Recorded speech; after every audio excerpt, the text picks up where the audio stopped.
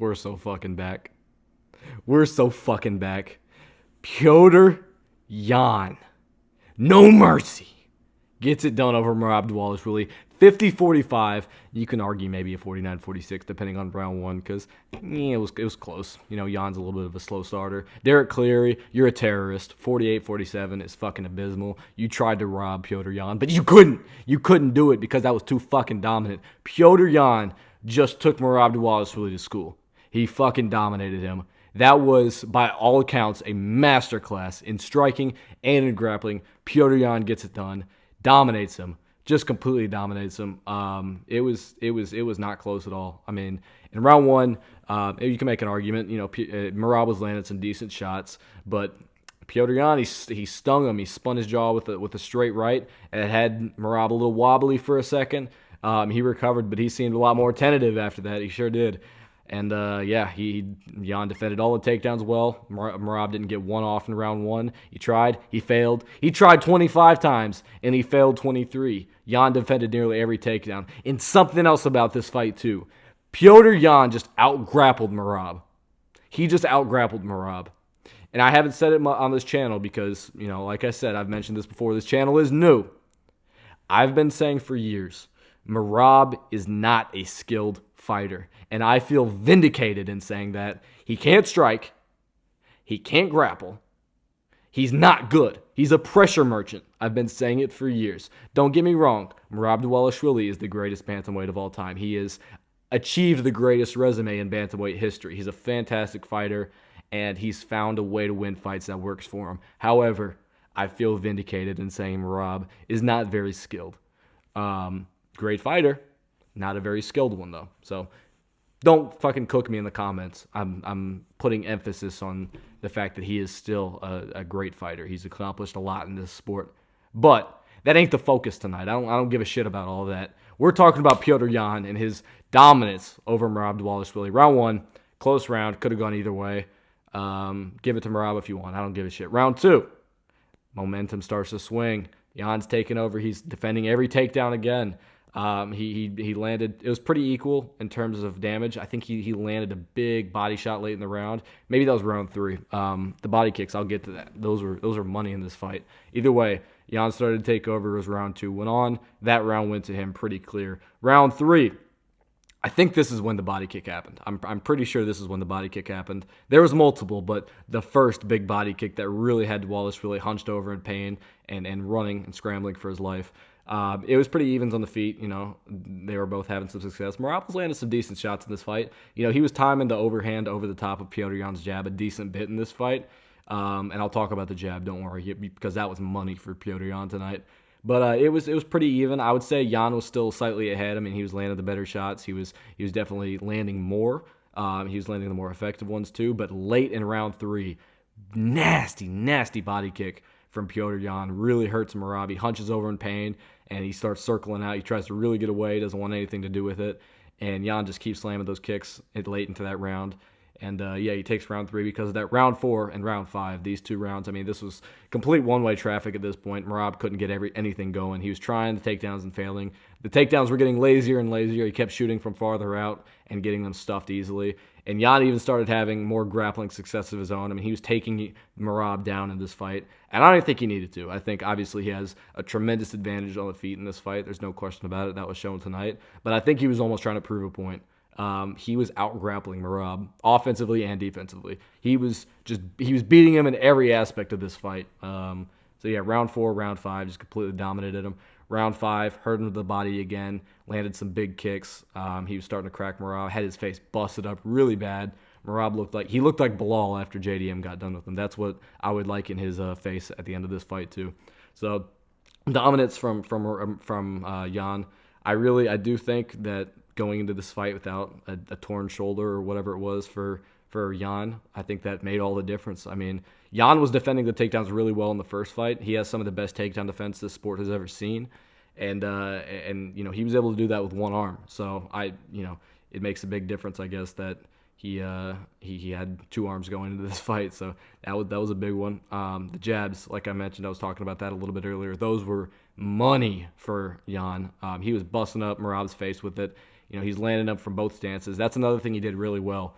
He was switching stances really well, fighting out of both stances. I think he did that to kind of mitigate the effectiveness of the calf kicks. Kept switching stances so, Merab wouldn't total up a bunch of damage on one leg. Those were big in the first fight. Merab was landing a lot of calf kicks, and they were having a big impact on Yan and his movement.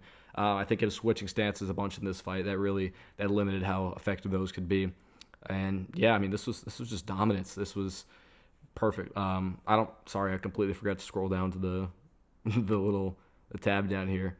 I guess it doesn't make a difference because you could have seen the other guys them on the screen just a minute ago. But yeah, I'm just waffling at this point. I'm fucking hyped. I could go on all night about this fight. I really could. I could sit here and talk about this for hours. I am on cloud nine right now. Petr Yan back on top of the bantamweight division. Merab Dvalishvili, the enemy of MMA, the terrorist, is gone. He's out.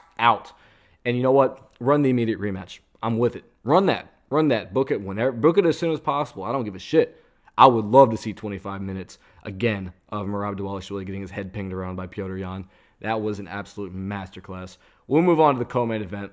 One I'm not as excited about because, wow, what a sad ending. I was demoralized about how this fight ended. I feel terrible for Alexandre Pantoja. Dislocated elbow from the looks of it. I don't think there's been any official word about what the injury is that's come out yet. But from the looks of it, he seemed to have dislocated his elbow. I'm really just hoping that there isn't any serious ligament damage. That's the big concern for me right now. Because a dislocated elbow on its own, if you're a football fan, you would know about Jaden Daniels and his dislocated elbow, the quarterback for the Washington Commanders. He was getting swung down to the ground. He put his his arm out to post up and kind of brace his fall, and he dislocated his elbow. It looked really gruesome, but he wasn't out for very long. So it wasn't like a devastating injury where he's out for a really long time. So I'm hoping that's the same case with Pantoja. I'm really hoping there's no ligament damage here. I'm hoping there's no broken bones. Just please just be a dislocated elbow, and hopefully 4 or 5 months from now we can run this fight back, because we were robbed of a banger. I mean, how this fight started out, you knew it was going to be sick. Pantoja was on the gas early, slamming low kicks. I knew that would be big in this matchup. He landed a couple low kicks that really took Josh Van off his lead leg and spun him around. And then he was just collapsing, just colliding in, just throwing huge punches. Joshua Van trying to land some counter strikes of his own. You could tell that it was going to be a sick fight just based off the first 15, 20 seconds of it. And then Pantoja throws up the high kick. It gets caught by Josh Van, and he kind of dunks him backwards. And Pantoja, unfortunately, dislocates his elbow, potentially even worse. We don't know what the case with the ligaments in his elbow is going to be at the moment, but we can only pray for the best, and hopefully we can get this fight rebooked soon. So Joshua Van, he's the champ now. In my opinion, him or, if Pantoja's going to be out for a while and he has to defend against Taira, whoever has the belt between now and when they fight Pantoja, it doesn't mean much to me. Pantoja's still my champion of the flyweight division. It's not going to say that on the UFC website, but Pantoja's still my champion until somebody beats him. That's the case. I'm not saying otherwise. So we will move on to the feature fight. Brandon Moreno versus Tatsuro Taira. Taira establishes himself as, I would say, the clear next in line for the title shot, whether that be against the winner of Pantoja versus Van 2, or if Pantoja is going to be out for a while and they need to make a fight in the meantime, maybe he'll fight Joshua Van. We'll see. But either way, Tatsuro Taira definitely next. Gets it done. Round 2 TKO. It was a bit of an early stoppage. It was definitely an early stoppage, actually. Not a bit. It was most certainly an early stoppage. Ref could have definitely let that go on longer. Mark Smith is a fantastic ref, but I really dislike that decision he made. It was like 7 or 8 unanswered shots, but Taira had him flattened out. He was on his back. And they were definitely big shots. And I would say if another 3 or 4 landed clean after that, you could have stopped the fight. But Brandon Moreno was nowhere near being out.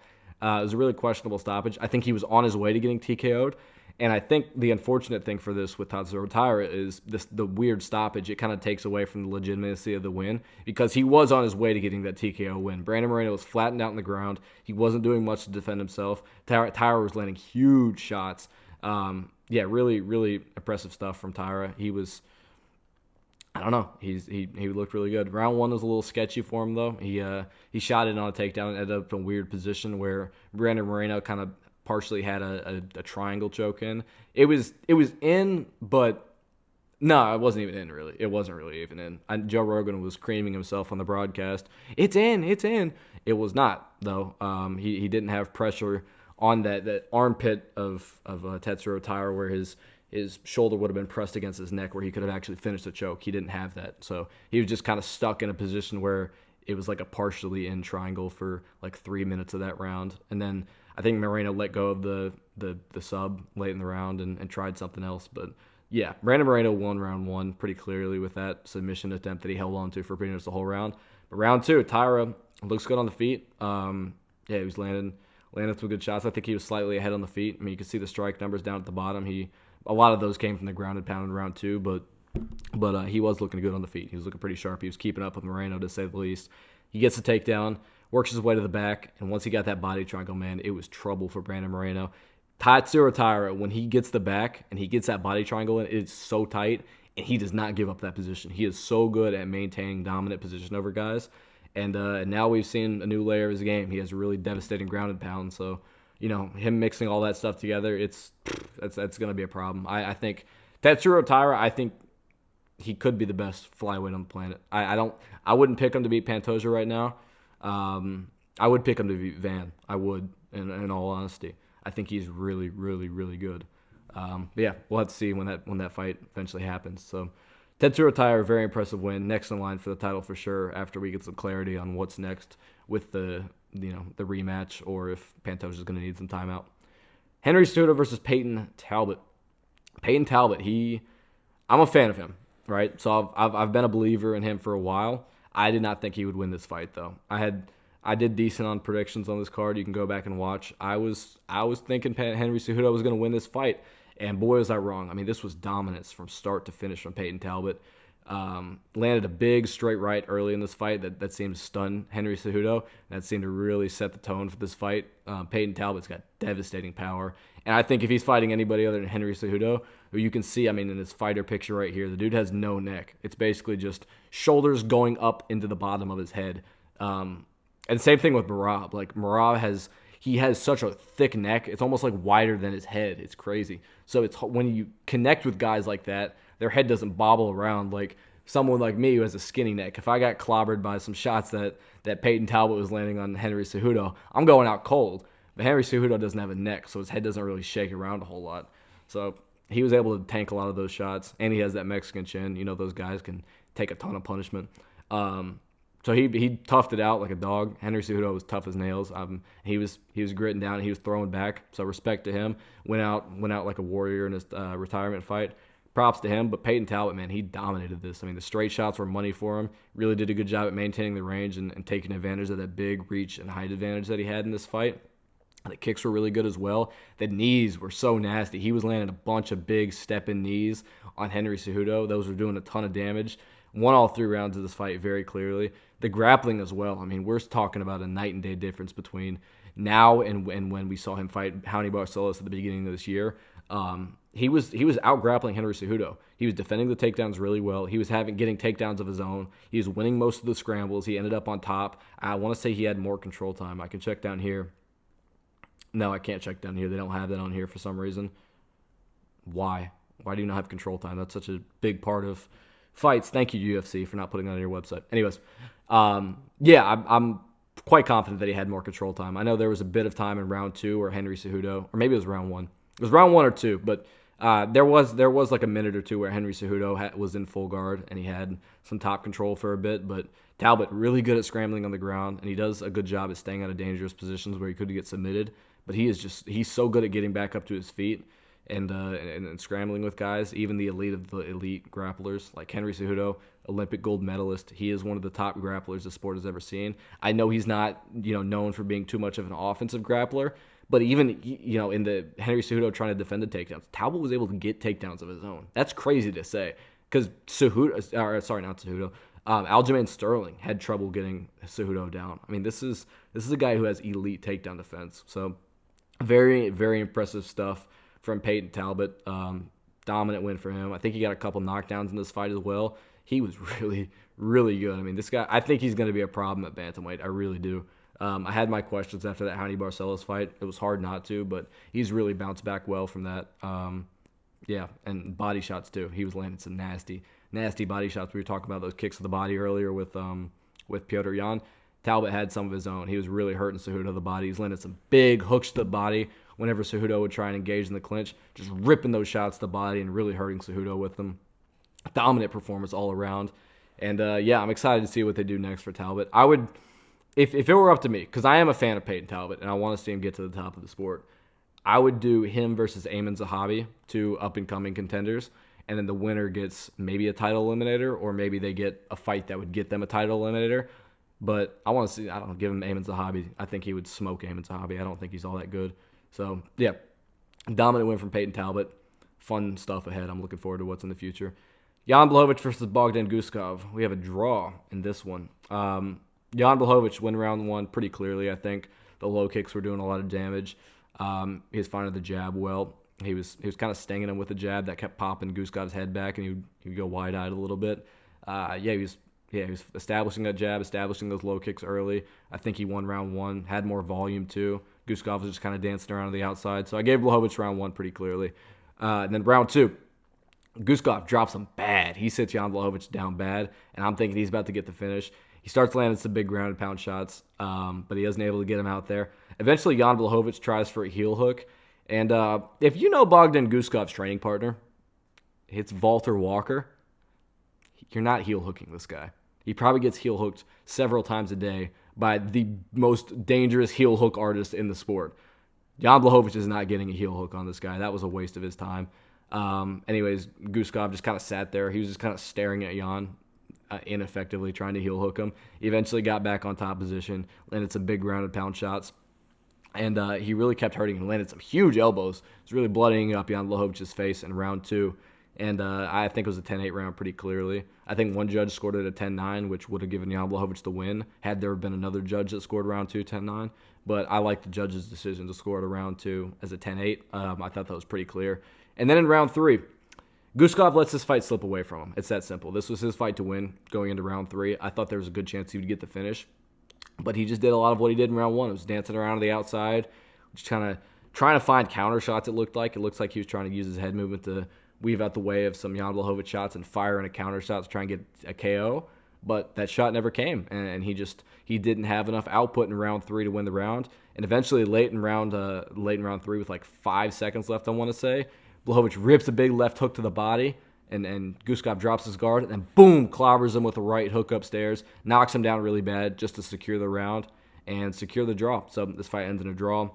I hate it for Jan Blachowicz because, like, all of his last 4 fights, 2 of them have ended in a draw, and the other 2 have been razor-close decisions. So this sucks for Jan Blachowicz. I feel bad for the guy, but, he showed he still's got it. And Bogdan Guskov's good, but he's got to work on his fight IQ, which I guess IQ isn't really something you can work on, but just poor decision-making. I mean, you got to go a little you got to throw a little bit more in round 3. I mean, you have the guy hurt. You had him nearly out of there in round 2. You got a 10-8 round.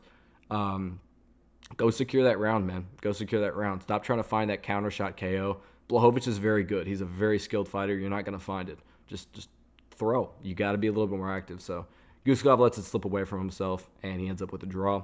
We'll move on to the prelims. Manuel Torres versus Grant Dawson. This fight kind of had Sean Brady versus Michael Morales vibes, if I'm being honest. Grant Dawson gets knocked out bad. Not very bad. It was bad. He got knocked out pretty bad in round 1 by Manuel Torres. I didn't realize that Manuel Torres and Grant Dawson were the same height. I thought Manuel Torres was a bit more, as of a sizey lightweight, and I guess I had that misconception because he fought Drew Dober last, and Drew Dober is a very stocky guy for the 155-pound division. But yeah, Manuel Torres, he gets this one done by round 1, knockout about halfway through the round. I don't know what Grant Dawson's game plan here was because he's an elite grappler. He is one of the top grapplers in the lightweight division. He's one of the better grapplers in the sport overall. He is very, very skilled, especially when he gets people down to the ground at tying up their legs, at keeping them down on the ground, getting to dominant position, and controlling them. But in this fight, Torres was keeping his range, which is understandable. He doesn't want Dawson to get, have an easy shot at a takedown. He doesn't want to give up his hips to be taken down. So he was fighting really far back. But if I'm Grant Dawson, right, I'm taking advantage of the fact that Manuel Torres wants to fight at range, and you got to get in all the pressure. You got to be pressure heavy against a guy who doesn't want anything to do with the wrestling. I mean, if you're gonna be if your game is gonna be entirely wrestling, because God knows he has no striking ability. I mean, we saw in this fight he was spamming overhands and high kicks. Those aren't gonna land on Manuel Torres. What are you doing? That was just brain dead of him. But he just kept throwing those over and over and over. I don't know why. Not setting the shots up at all. It's not like he was, finding his range with his jab or throwing some low kicks before he brought him upstairs. No, just throwing wild shit out the gate. You're Grant Dawson. Shoot a takedown. You're Grant Dawson. So he's got to, and I don't like encouraging this because I can't stand Bilal. I can't stand Merab either, and thank God he lost tonight. But he's got to use that game plan if he's going to win with the style that he has. He has to be on the pressure early. He has to get these guys backed up against the cage and shoot. Because if they're able to just fight at range and just wait for the shot, especially because he's chinny too, that's another problem with him and his style is he is very chinny. So if you're going to have that weakness in your game and you're going to be an elite grappler like that, you're going to have to be on the pressure early and you're going to have to get them down early. You can't afford to play this tit-for-tat game where you're just winging wild shots at range and I guess hoping one connects. I don't know what the fuck the game plan was, but Manuel Torres capitalizes on it, sleeps him in round one, nasty uppercut KO, gets him out of there. Yeah, really good stuff. Manuel Torres in the rankings, and, I was worried about I didn't like his performance against Ignacio Bahamondes where he kept running into the same shot over and over, but I don't know. Maybe he's turned a corner in his career. Maybe we'll see a better Manuel Torres because he definitely has the physical attributes. He has great striking. He has very good knockout power. He is a monster, and I'm glad he won this fight too because he is way more exciting in the lightweight division than Grant Dawson is. All due respect. But yeah, sick win for Manuel Torres. Gets it done. Round 1 KO. Speaking of round 1 KOs, this was not a round 1 KO. I'm lying to you. It was a round 1 submission. However, it should have been a round 1 KO. I don't know what the fuck Mark Goddard was looking at. That was very puzzling because Terrence McKinney was doing nothing to defend himself. And I get there were baby shots from Chris Duncan after he had him hurt, but McKinney was out of there. I mean, what were we doing? That made no sense to me. But yeah, McKinney gets it done. Or not, he doesn't get it done. Nearly had it done. This fight, actually, if you go back and watch my prediction video, I pretty much called this fight to a T. Terrence McKinney would come out wild early. He would have some success. He'd probably hurt Chris Duncan, but Chris Duncan would weather the storm, as he always does, and he would rally and get a KO win. I had him getting a round 2 KO win. I thought he'd be in danger for a little bit longer, but no. Right after that early flurry from Terrence McKinney, clobbers him, hurts McKinney really bad. He starts going jelly-legged. Eventually, he gets McKinney backed up against the cage, starts teeing off on him, drops him really bad, and then he gets on his back and starts just landing ground-and-pound shots to the side of Terrence McKinney's head. McKinney isn't defending at all, but the shots weren't doing anything, so Goddard just let it go. Eventually, Chris Duncan, he moves around like he's getting ready to set up a guillotine, but he kind of maneuvers into setting up a Darce choke, and McKinney was done. I mean, he was so badly hurt, he was out of there. And as soon as the choke got locked up, McKinney tapped. Chris Duncan gets it done, round 1 finish after weathering an early storm. Predicted it to a T. I'm proud of that one, and I'm gonna toot my own horn a little bit. That was one of my better predictions so far. So, a very impressive win from Chris Duncan. Gets it done, weathers an early storm, and gets the win. Maycee Barber versus Kareem Silva. I'll be completely frank with you. I was taking a shower during about half of this fight, but from what I saw, it was not the doctor stopped. It was the doctor getting in the cage and taking a look at Maycee Barber after she got illegally kicked on the ground.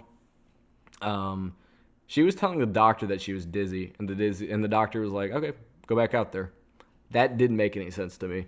I was very confused by that. The doctor just sending her back out there after saying she was dizzy. Should probably check her out for a little bit longer if she's saying that, but oh well, sends her back out there, and she still gets it done very clearly. I think she won this fight. Yeah, good win for her. Maycee Barber gets it done. Out-grapples Kareem Silva, has some moments under the feet of success as well, and gets a clear decision win. Moving on, Nazem Sadykhov versus Fares Ziam. Sorry, I burped. Fares Ziam is very, very good, and I can't keep picking against him. I've made that mistake too many times. He is very good. His grappling is elite. He has improved leaps and bounds in that. He is very good at getting you down in many different ways. I mean, he's got such a diverse arsenal of grappling attacks. I mean, he was doing a really good job with keeping the whizzer and throwing Sadykhov down to the ground. He did a good job getting Sadykhov into the clinch and throwing him down from there. he does a good job at just shooting a regular double leg and running the pipe and getting takedowns from there. He was very good at finding different ways to get Nazim Sidikov down to the ground. And he also looked good on the feet. He did a good job keeping the range. He had like a 6-inch reach advantage in this fight. Did a good job keeping the distance between himself and Sidikov. And yeah, just picked him apart on the feet and eventually gets him down in round 2, has him against the cage. As Sidikov's starting to build him back up, throws an elbow over the top, catches him right behind the ear, and that hurts him. And he throws another one, boom, hurts Sidikov really, really bad. He's in a lot of trouble. And starts teeing off, and the fight gets stopped. It says 4:59. The fight was stopped after the bell was sound. And I don't mind it, because Sidikov, he was very badly hurt. I mean, he wasn't going to get back into that fight, if we're being honest. He was just completely out of it whenever the round ended. I hate that it was Jason Herzog who's the ref who had to make that decision, though, because whichever call he makes, he's going to get shit for it. And if you know, with the betting scandal and everything, people have had a lot of suspicion about Jason Herzog. So this doesn't help at all. I feel bad that he was the one who had to make the call. But I think it was a good stoppage. I think it was fair. Sidikov is out of it. And Petr Yan, really, really good. He has really creative strikes. He's good at utilizing his range in fights. He's really good with those elbows and his knees. He's got a really dangerous striking arsenal. Got a lot of ways of getting people down to the mat. Petr Yan is a legit white. Not a legit white, sorry. He's kind of white. I think he's from like the Caucasus region. So he is a legit white. He's a Caucasian, a true Caucasian. But yeah, he's damn good. He's a really good lightweight. And give him someone in the top 10. I mean, he should have been fighting a ranked opponent anyways. At this point, he's done enough outside the rankings. He beat Mike Davis before that. He had another impressive win before that. It was the Matt Frivola knockout. So he had a lot of good wins outside of the top 15. So I think he should have had a top 15 opponent next anyways. But now I say you give him a top 10 opponent, because Sidikov's, he's no slouch, and he went out there and made easy work of him. So very impressive stuff from Petr Yan.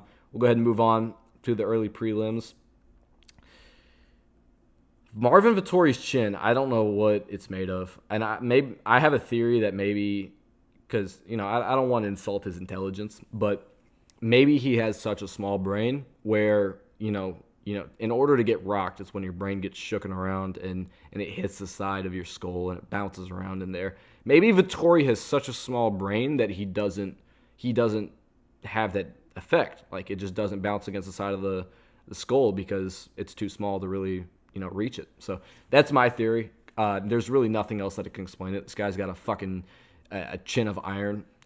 He was eating shots all day from Bruno Ferreira. Ate a clean spinning elbow to the back of his head. Just tanked it. Just kept walking forward. Round 1, 2, and 3. I think he won round 3. But round 1 and 2, very clearly lost. Bruno Ferreira was just outstriking him. Had more volume, was landing cleaner. Landed a lot of overhands. He loves that shot. He was doing good. I think in round 2, he broke Vettori's nose as well. You could see him touching that a bunch and trying to fix it as the fight went on. So had more visible damage. He affected Vettori's, he broke Vettori's nose, so it kind of affected his gas tank a little bit, I think. But when it comes to gas tanks in this fight, it was Ferreira who was really fading in round 3. And I thought Vettori, if he was a little bit more active in that last minute of the fight, there was a decent chance he would have got a finish. I mean, he was really starting to break Bruno Ferreira, and I think if he had a little bit more volume, he possibly could have got him out of there. I did think he won round 3, but again, he very clearly lost round 1 and round 2. He kept dropping his hands and kind of just moving out of range and bringing his head back just a little bit, but Bruno Ferreira just kept catching him on the end of punches. That overhand again, that was there all night. Landed those quite a bit, and yeah, Bruno Ferreira gets it done by decision.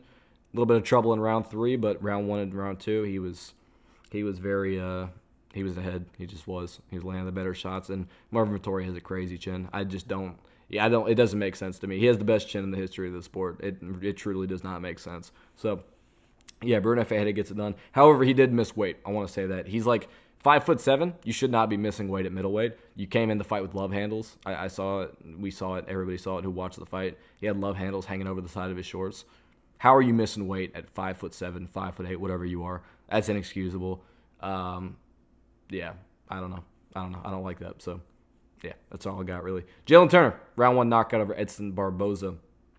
Edson Barboza had a little bit of success early. He did. He landed a decent shot. I think it was, I want to say it was a left-hander early that kind of, it didn't really hurt Jalen Turner, but it landed clean and it caught him on the side of the temple. It was a nice shot, but then after that, And Jalen Turner, I think during that exchange, landed a big elbow right on like the top of Edson Barboza's head, cut him open bad. I mean, there was blood leaking everywhere. I thought if that fight got to the end of round 1, which it didn't, round 1 knockout for Jalen Turner, but if it did get to the end of round 1, I think they could have stopped it from a cut. I think the doctor could have came in and taken a look at that and stopped the fight. It was that bad. It was a really nasty cut on the top of Edson Barboza's head.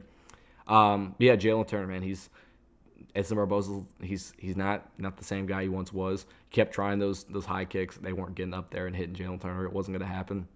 And Jalen Turner was he's piecing them up, man. And he was patient. He was selecting his shots really well. He was waiting for the right moments and finding good shots. And those straight shots down the middle were really hurting Edson Barboza. Yeah, it was good. He was patient. He waited for the right shots. Got him out of there in round 1. Nasty knockout finish for Jalen Turner. Very, very good win. I think he can hang with most strikers. I really do at 155. He is a very, very good striker. Now, he is a little bit manipulatable on the ground, and he also has very questionable fight IQ at times. I think back to that Moicano fight, and there's been other fights in his career where he's made some really poor decisions. So that's always going to be a problem, I think. And I think his frame, he's very, very skinny and lanky, of course, so it's going to be tough against grapplers, especially if he gets taken down out in the open. So that's always going to be a problem, but in striking matchups at lightweight, I mean, there's not a lot of guys I think that could beat him. He is very, very good. So impressive win for Jalen Turner. I know it's a bit of a dinosaur that he beat, but still, it's a good win. Edson Barboza, he's still a legend of the sport. And Jalen Turner, maybe he'll be looking to fight someone just outside of the top 15 to try and get a shot back at the rankings after that. So move on to the best 90-second fight you will ever watch. If you missed this fight, don't click off this video. Watch till the end and like and subscribe. But after this video, go watch Iwo Baranushki versus Ibo Aslan. Best 90 seconds of your life, I'll say. Maybe not. Maybe you've had some better moments, but this will be up there. Maybe top 5 at least. Iwo Baranushki versus Ibo Aslan. These guys dropped each other like 2 or 3 times each. I think Ibo Aslan, he hurt. Did he? I forget who hurt who first. No, I think Iwo Baranushki like caught him with a left hook over the top of his guard when they were kind of like tying up and landing some shots in the pocket, and he dropped Ibo Aslan, and then he started to get a little bit reckless, and then Ibo Aslan returned back and cracked a bat against the cage, and then Ibo Aslan started to pour it on him, and Iwo Baranushki caught him with like a check hook, boom, dropped him, and then they get back up, they're like kind of staring at each other, and then Iwo Baranushki starts to kind of like just like step backwards, trying to get away from him because he's still hurt, he's still badly concussed. And Ibo Aslan starts to pour it on him, and boom, Iwo Baranushki catches him with a right hook again, sits him down, and then he finishes them with ground and pound shots. It was like the craziest 90 seconds you'll ever watch. It was like Pat Barry versus Czech Congo, except one of them's not a pedophile. So good on them for not being like Pat Barry. So good win for Iwo Baranushki as well. Very impressive stuff. Very impressive stuff. He is very powerful. And yeah, he was tested. He battled through some adversity in this fight. He got another quick finish, but at least we saw him rally through something. In his Dana White's Contender Series fight, he got someone out of there in like 20 seconds. So in this fight, fought through a little adversity, went on to get the finish. Very impressive stuff from Iwo Baranushki. He could be a problem at light heavyweight. I don't think he's not a very big light heavyweight. He's a bit stocky, but dude, he's got crazy power. I mean, he's got devastating knockout power. So he could make it far. He'll be exciting to watch either way. So we'll move on. Mansour Abdulmalik versus Antonio Tricoli. Yeah, Tricoli's the punching bag. This is a lamb being led to slaughter. I think he got dropped in round 1, and then Mansour Abdulmalik, he locked up like a guillotine. It was kind of like one of those Trayshawn Gore guillotines where he's standing and he lifts you off your feet, and you're like doesn't snap your neck, but it puts a lot of pressure on your neck. It was one of those type of guillotines that Abdulmalik had. And it's funny because Antonio Tricoli, I think he got finished by guillotine by Trayshawn Gore as well. So very fitting way to lose this fight. And yeah, I was right in my assessment in the preview of this fight. Tricoli's one of the worst fighters on the roster. He's a punching bag. And Abdulmalik gets it done, early submission after having some success on the feet. Not much else to say about this one. We'll move on to the card opener, Muhammad Naimov versus Myron Santos, the last fight we'll talk about tonight. And yeah, Santos gets it done early in round 3 with a knockout. I think he landed he had a left hook around the guard, and then boom, straight right down the pipe, sat Muhammad Naimov down, finished him off with ground and pound shots. A very impressive finish there. Yeah, Santos, I think he was up 2-0. I mean, he was on his way to winning this fight anyways, no matter how round 3 played out. But yeah, it was competitive. It was a little bit competitive. I think Santos had a lot more success on the feet. There was a moment in round 1 where he had Naimov a bit jelly legged from a straight right hand. It was the same one that ended up knocking him out in round 3. So found a lot of success in the fight with that shot. Naimov, he was doing all right. He was landing a little bit, but I think Santos, he just landed the more impactful shots and hurt Naimov more throughout the fight. Round 2, similar stuff. We saw something that I don't think I've ever seen before in this fight. Myron Santos, when Naimov had him in the clinch against the cage, he was slapping the fuck out of his back. It was just slap, slap, slap. And it made his back red. I don't know how much it hurt. I don't know if it really had any effect on the fight, but it was new. And I don't know. I don't know if that had any impact on the judging, but I guess visible damage. It made his back red. So there's that. That was pretty interesting. The low kicks were there for Santos all fight. He was landing those with pretty good effect. He's taking Naimov off his lead leg quite a bit. And just setting up that round 3 knockout. Gets it with the straight right hand down the pipe. He had seen a lot of success with that strike all fight, and he gets it done in round 3. So a very impressive win for Myron Santos. Another guy, I believe, who missed weight. So I know he's a pretty big featherweight. He's got a very, very weird build. So it's probably tough for him to make featherweight, but if you're not going to make it, go up to 155, I guess. So, yeah. Santos has had a pretty impressive run in the UFC so far. I think he beat someone. He beat someone in the tough finale. Then he beat Francis Marshall, then Sadiq Youssef, and now Muhammad Naimov. So 4-0 in the UFC. Impressive stuff for him. Good win. And yeah, that's all I got for you guys. Thank you so much for watching. Like I mentioned earlier, I'd appreciate a like and subscribe. It would mean a lot. And I'll see you in the next video.